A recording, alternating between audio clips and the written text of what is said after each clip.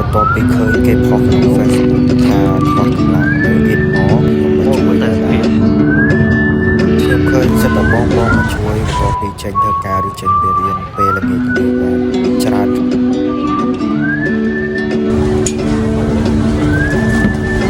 ញុំ respect ទឹកចិត្តពួកគាត់មែនតើមកជួយជាដៃជាជើង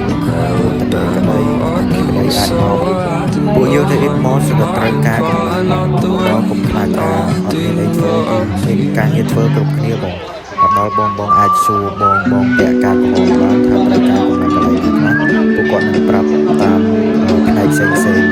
ហើយខ្ញុំបាទសូមលំអរកាយគោរពទៅលោកបងកងតបទីចម្ងាយថាពួកគាត់មិនមែនប្រយុទ្ធតែម្នាក់ឯងទេគឺមានប្រជាជនជាច្រើនអ្នកកំពុងតែជួយជាដៃជាជើងដើម្បីពួកគាត់បាទតបពីជួយលើកស្មាតគេមកស្ទុះឥឡូវផ្លែសិន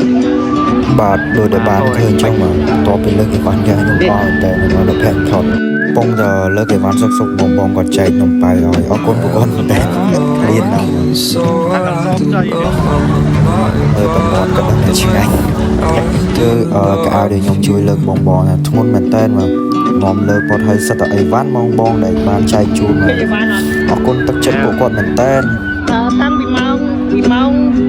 2ថ្ងៃត្រង់មកនេះទៅរៀបហើយទៅដល់ចេញខ្ញុំនឹងហើយបានច្រើនហើយបងប្អូនមកជួយច្រើនមកហើយលើកចង់តល់បងហើយក៏សតឲ្យទៅពួកបងអរគុណច្រើនមែនទែនពួកគាត់ជួយបង្កើនភាពសប្បាយរីករាយដូចជាផ្ទះដៃពេលនេះ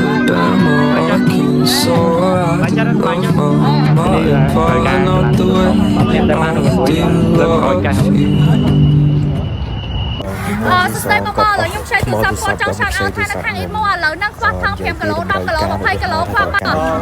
ពើប្រដាប់កាត់ស្កុតហើយនឹងស្កុតហើយកាន់10 20លីត្រមកចាកានធំដាក់ទឹកយើងនឹងគេហៅកានហ្នឹង10លីត្រ20លីត្រអីហ្នឹងបងអាចយកមកអ៊ីម៉ូឥឡូវហ្នឹងបានណាបងមានបាវមានហ្វឺមានកាប្រៃ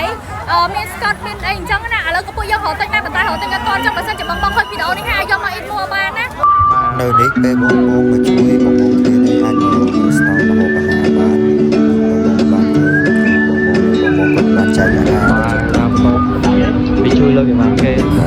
បាន5ជួយបន្ទាប់ពីខ្ញុំជួយជាកម្លាំងពួកគាត់បានចុះបានទៅថតដោយសារខ្ញុំអត់មានអ្នកកាន់កាមេរ៉ាឲ្យបានឃើញមកលើកទឹកដោះគោ200កេះអស់អាលីងទៅហ្មងយើងជួយយ៉ាងនេះបានហត់មកឡងអូខេដល់ពីដេកញ៉ាយអុយដេកយើងនៅពីដេកអស់ឡើងដេក